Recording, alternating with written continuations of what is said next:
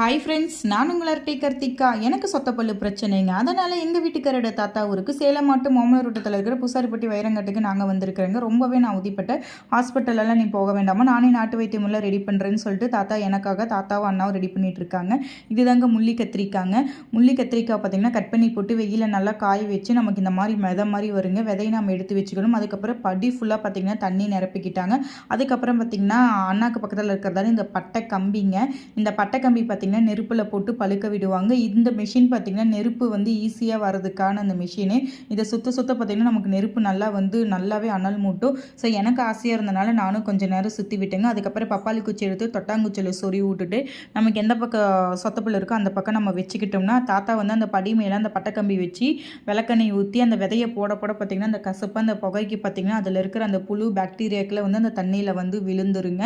So நம்மளை பொறுத்த வரைக்கும் பாக்டீரியாக்கள், தாத்தா அந்த ஊர் பெரியவங்களை பொறுத்த வரைக்கும் இது புழுன்னு தாங்க சொல்லுவாங்க.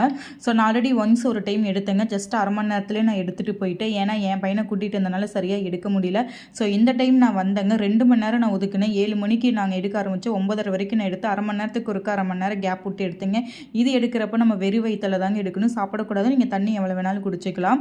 ஸோ அதே மாதிரி நமக்கு காய்ச்சல், இருமல், சளி எதுவும் இருக்கக்கூடாது. ஏன்னா நம்ம புகையை தம் கட்டணும் இல்லையா, அதனால் நல்லா தாத்தா எனக்கு கிளியராக எடுத்து விட்டுட்டாங்க. அப்பா எனக்கு இப்போ எந்த சொத்தப்பல் ப்ராப்ளம் இருங்க, எல்லாத்துக்குமே இந்த சொத்தப்பல் பிரச்சனை இருக்குது.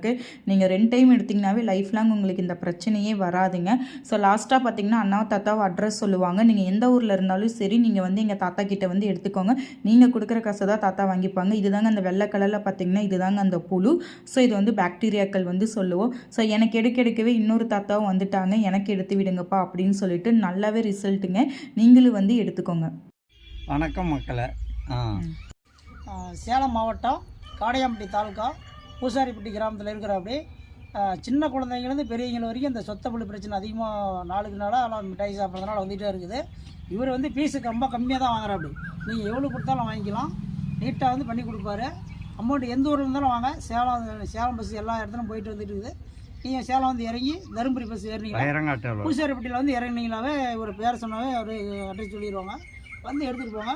கொடுக்குற பீஸ் வாங்கிக்க அப்படி நல்லபடியாக நீட்டாக எடுத்துகிட்டு போகுது. 7 மணிக்கு நான் வந்துருங்க இடத்துக்கு.